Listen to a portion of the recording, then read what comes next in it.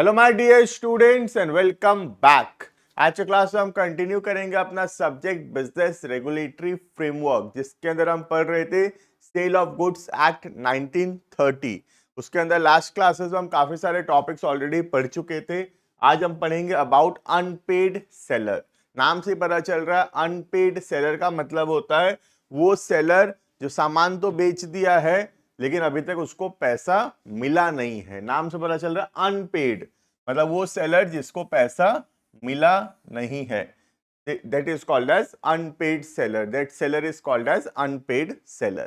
तो हम पढ़ेंगे अनपेड सेलर किसको बोलते हैं और एक अनपेड सेलर का क्या क्या राइट्स है, क्या क्या अधिकार है, वो क्या क्या कर सकता है अगर उसको पैसे नहीं मिल रहा है।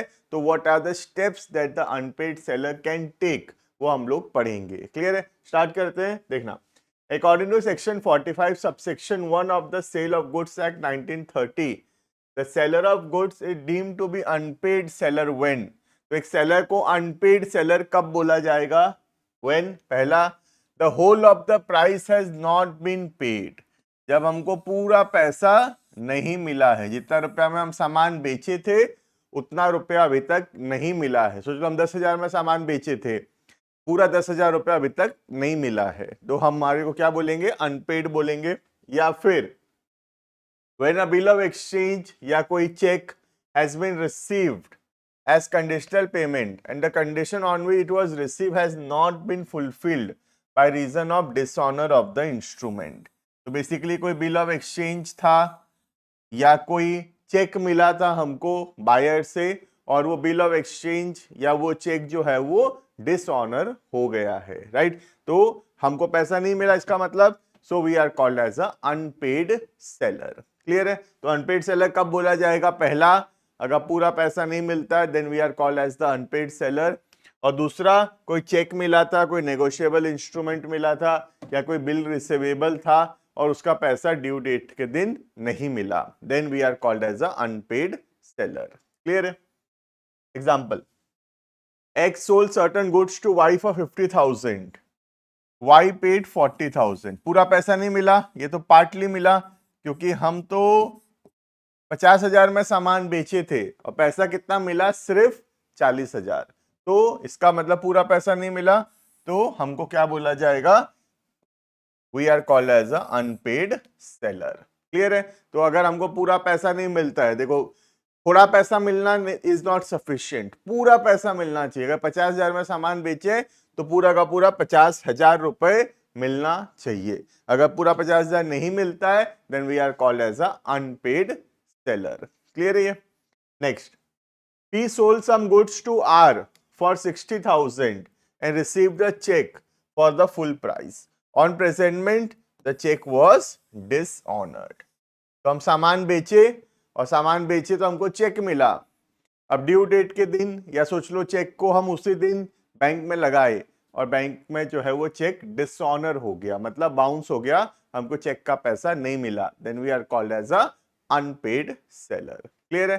तो समझ में आ गया होगा अनपेड सेलर किसको बोलते हैं। सिंपल सा लैंग्वेज में बोलूं तो unpaid seller means the seller which has not been paid, जिसका पैसा अभी तक उसको नहीं मिला है। That seller is called as the unpaid seller. Clear? तो हम देखेंगे अनपेड सेलर का क्या क्या अधिकार है। तो आज के वीडियो में हम पढ़ेंगे अनपेड सेलर का क्या अधिकार है अगेंस्ट द गुड्स।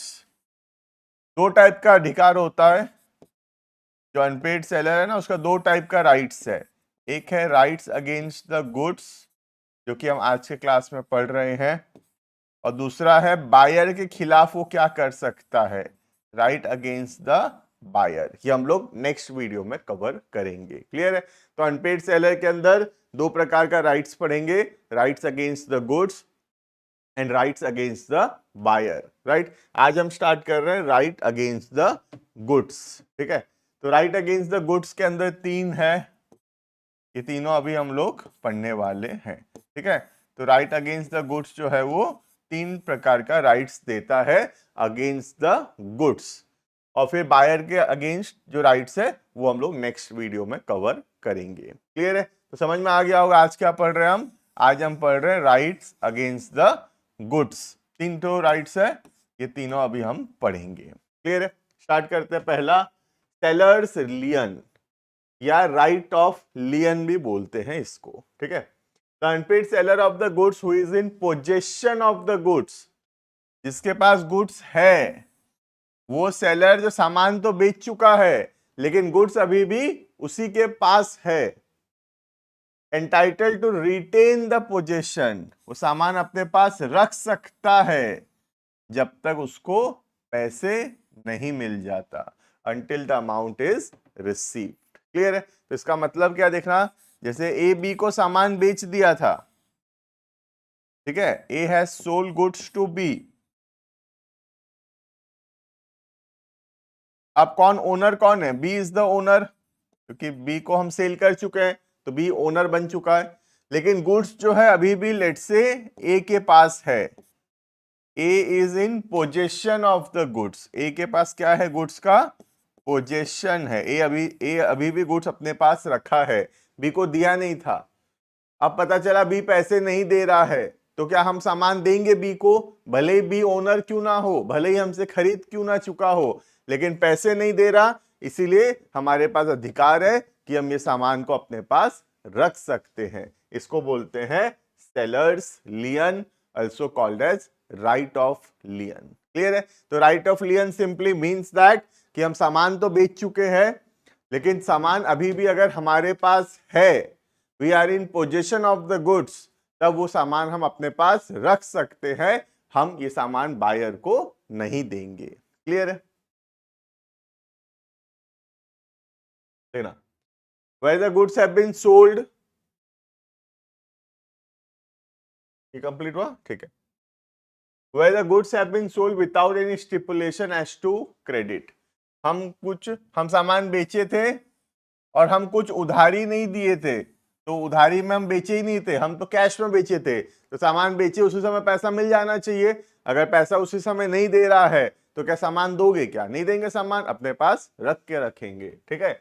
या फिर हम सामान बेचे थे क्रेडिट में, we have sold goods on credit but the terms of credit has expired, हम 15 दिन का उधारी दिए थे, 15 दिन हो गया है, पैसे नहीं दे रहा है, तो इसका मतलब सामने वाला पैसा नहीं दे रहा है, 15 दिन हो चुका है, हम 15 दिन का उधारी दिए थे, 15 दिन हो चुका है, फिर भी पैसा नहीं दे रहा है, और अगर सामान हमारे पास है अभी तक तो अभी सामान उसको नहीं देंगे। क्लियर है? या तीसरा, अगर वो इंसॉल्वेंट हो गया तो इसका मतलब पैसे नहीं दे पाएगा, तो जो आदमी पैसे नहीं दे पाएगा उसको हम सामान थोड़ी देंगे। अगर सामान हमारे पास है तो हम सामान को रख के रखेंगे और सामान जो है हम लोग बायर को नहीं देंगे। क्लियर है ये?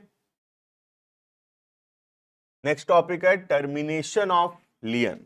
तो टर्मिनेशन ऑफ लियन का मतलब होता है कब जो है लियन खत्म हो जाएगा, मतलब कब हम लियन नहीं लगा सकेंगे। राइट ऑफ लियन जो हमारे पास अधिकार है वो राइट हम कब नहीं लगा पाएंगे। देखो, तो राइट ऑफ लियन लगाने के लिए जो सबसे ज्यादा पहला चीज जरूरी है वो ये कि हम अनपेड है, और दूसरा हमारे पास जो है गुड्स का पोजीशन होना जरूरी है, गुड्स हमारे पास होना जरूरी है। राइट? तो कब टर्मिनेशन हो जाएगा लियन का, मतलब कब लियन नहीं लगा पाएंगे? पहला, when he delivers the goods to a carrier, जब हम कोई कैरियर को, कोई कोरियर वाले को या कोई ट्रांसपोर्टर को सामान दे चुके हैं for the purpose of transmission to the buyer, buyer तक सामान पहुंचाने के लिए हम ट्रांसपोर्टर को सामान दे चुके हैं, तो अब तो सामान हमारे पास है नहीं, तो अगर सामान हमारे पास है ही नहीं तो हम राइट ऑफ लियन नहीं लगा सकते। राइट? तो राइट ऑफ लियन लगाने के लिए जरूरी है कि सामान का हमारे पास पोजेशन होना चाहिए। अगर हमारे पास पोजेशन नहीं है, सामान हम किसी कैरियर को दे चुके हैं या फिर सामान हमसे बायर ले चुका है, बायर या उसका एजेंट हमसे लॉफुली सामान ले चुका है, तो अब हम राइट ऑफ लियन नहीं लगा सकते। क्लियर है ये? राइट ऑफ लियन तभी लग सकता है जब हमारे पास गुड्स का पोजीशन होगा। क्लियर है? या फिर अगर कॉन्ट्रैक्ट में लिखा हुआ था राइट ऑफ लियन ना लगाने, वेवर किया हुआ था, मतलब एग्रीमेंट में लिखा हुआ था कि राइट ऑफ लियन नहीं लगा सकते, तो फिर हम राइट ऑफ लियन नहीं लगा पाएंगे। क्लियर है? तो राइट ऑफ लियन कब कब नहीं लग सकता? जब हमारे पास गुड्स का पोजीशन नहीं है। सिंपल है। गुड्स का पोजीशन क्यों नहीं है? या तो हम गुड्स को ट्रांसपोर्टर को दे चुके हैं, या फिर बायर या उसका एजेंट हमसे सामान ले चुका है, या फिर एग्रीमेंट में लिखा हुआ था राइट ऑफ लियन, नहीं लगाएंगे। क्लियर है? तो this is all about the first right, that is right of लियन। Clear है? नेक्स्ट हम देखेंगे right of stoppage in transit. इसके अंदर हम सामान को रोक सकते हैं रास्ते में, नाम से पता चल रहा है right of stoppage in transit, right. तो ये दूसरा अधिकार है जो एक अनपेड सेलर यूज कर सकता है।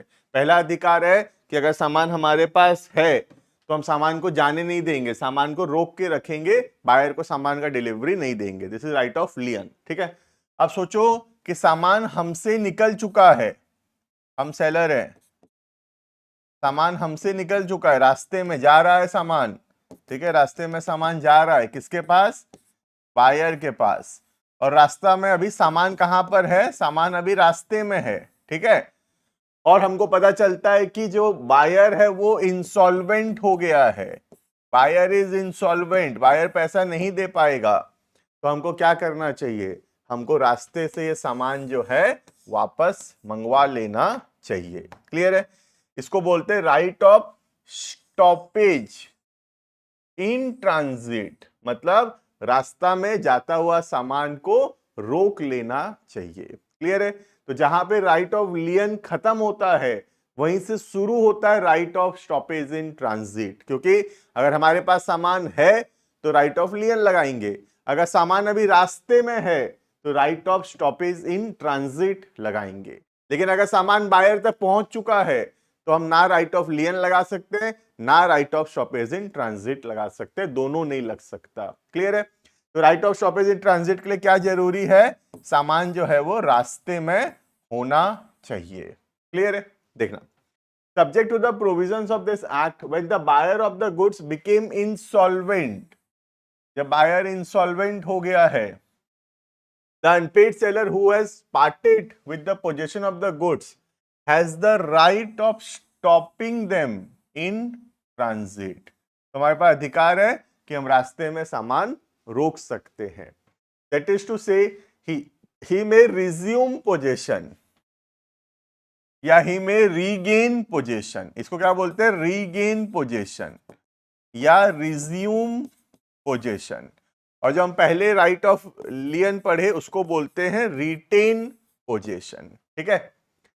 He may resume possession of the goods as long as they are in the course of the transit and may retain them until paid prices of the goods. और वो सामान को अपने पास रख सकते हैं जब तक हमको पैसा नहीं मिल जाता। क्लियर है ये? Example, A of Mumbai sold certain goods to B of Delhi. He delivered the goods to a common carrier. हम ट्रांसपोर्टर को सामान दे दिए हैं, ठीक है, for the purpose of transmission of this goods to the buyer. Before the goods could reach him, B became insolvent. रास्ता में था सामान और B, हमको पता चला B इंसॉल्वेंट हो गया है, तो B पैसे नहीं दे पाएगा, तो हमारे पास अधिकार है कि हम सामान को रास्ते में रोक सकते हैं। क्लियर है? तो हम सामान को जाने नहीं देंगे, सामान को सामने वाले तक पहुंचने नहीं देंगे, हम सामान को रास्ते में रोक सकते हैं, ये हमारा अधिकार है। This is right of stoppage in transit. Clear है? Next, how stoppage in transit is affected. कब स्टॉपेज इन ट्रांजिट नहीं लग पाएगा? ठीक है, देखना, The unpaid seller may exercise his right of stoppage in transit either by taking actual possession of the goods or by giving notice of his claim to the carrier of or other bailey in whose possession the goods are। तो right, हम stoppage in transit कैसे लगा सकते हैं? रास्ते में खुद सामान को हम रोकेंगे और सामान को अपने पास वापस ले लेंगे, या फिर जो कैरियर है, जो ट्रांसपोर्टर है, जो बेली है, बेली मतलब वही ट्रांसपोर्टर जिसके पास सामान है, ट्रांसपोर्टर को हम बोलेंगे कि भाई सामान डिलीवरी मत दे, सामने वाले को हमारे पास सामान रिटर्न ले आ, जो खर्चा लगेगा मैं दे दूंगा लेकिन सामान रिटर्न लेकर आ जा। क्लियर है? Next, when notice of stoppage in transit is given by the seller to the carrier or other bailey in possession of the goods, he shall redeliver the goods। Transporter क्या करेगा? सामान तुमको वापस redelivery करेगा, और according to the directions of the seller. The expenses of such redelivery, जो खर्चा होगा वो खर्चा कौन बियर करेगा? सेलर बियर करेगा। क्लियर है? तो सिंपल सा बात है कि अगर सामान तुम्हारे पास है तो राइट ऑफ लियन लगा लो, अगर सामान रास्ते में है तो right of stoppage in transit लगा लो। दोनों का ऑब्जेक्टिव ये है कि सामान को बायर तक हम पहुंचने नहीं देना चाहते, हम बायर तक सामान पहुंचने से पहले सामान को वापस अपने पास रोकना चाहते हैं, क्योंकि बायर पैसे दे नहीं रहा, तो पैसा नहीं दे रहा तो सामान डिलीवरी हम देना नहीं चाहते। क्लियर है? तो क्या करेंगे सामान का अपने पास रख के? आगे एक और अधिकार है, राइट ऑफ रीसेल। तो हमारे पास अधिकार है, हम राइट ऑफ लियन लगाए या right of stoppage in transit लगाए, दोनों में से कोई भी राइट लगाकर सामान हमारे पास रिटर्न आ गया है या सामान हमारे पास ही है, अब हम क्या करेंगे उस सामान का? उस सामान को हम आगे फर्दर रीसेल कर सकते हैं। क्लियर है? देखना, the right of resale is very valuable right given to the unpaid seller. तो अनपेड सेलर का अधिकार है, वो सामान को आगे बेच सकता है।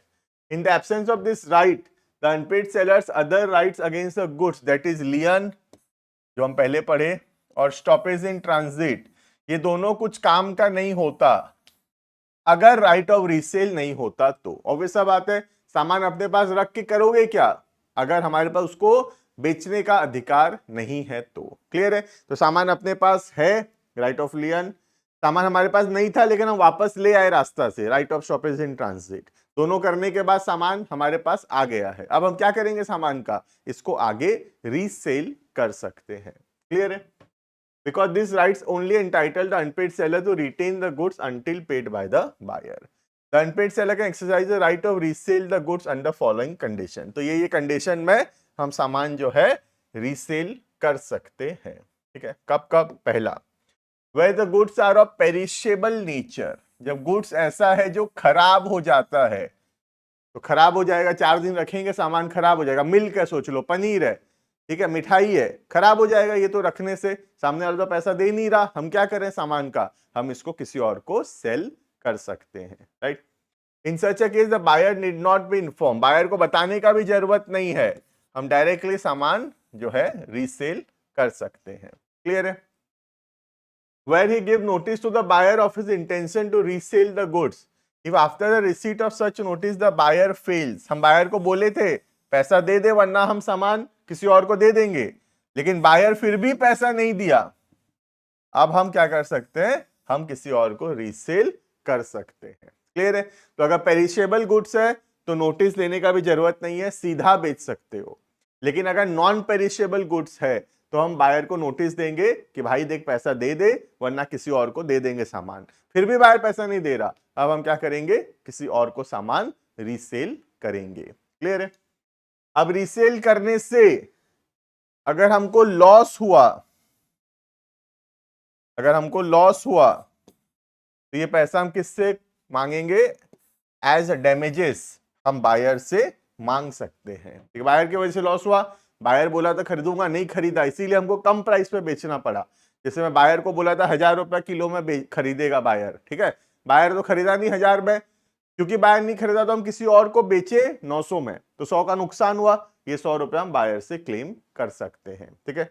दूसरा, अगर प्रॉफिट हुआ, अगर ज्यादा में बेचे प्रॉफिट हुआ, तो प्रॉफिट हम अपने पास रखेंगे, हम बायर को नहीं देंगे। ऑब्वियस बात है, अगर 1000 में बोला था बायर खरीदेगा, बायर तो खरीदा नहीं, लेकिन हमको एक और कस्टमर मिल गया जो 1200 में खरीद लिया, तो 200 का ज्यादा प्रॉफिट हो गया, 200 का, ये 200 का प्रॉफिट हम बायर को थोड़ी देंगे, ये तो हम अपने पास रखेंगे। क्लियर है? तो this is all about right against the goods. Goods के खिलाफ क्या क्या राइट्स है? तो 3 राइट है, हम पढ़े। पहला हुआ राइट ऑफ लियन, दूसरा हुआ right of stoppage in transit, और तीसरा हुआ राइट ऑफ रीसेल। क्लियर है? तो गुड्स के अगेंस्ट 3 राइट्स हम पढ़े। क्लियर है? नेक्स्ट वीडियो में हम पढ़ेंगे बायर के अगेंस्ट क्या क्या राइट्स है एक अनपेड सेलर का। क्लियर है? तो this is all about today. बाकी मिलते हैं नेक्स्ट वीडियो के अंदर। Rights of unpaid seller against the buyer, वो हम लोग नेक्स्ट क्लास में कवर करेंगे। क्लियर है? Thank you and bye bye.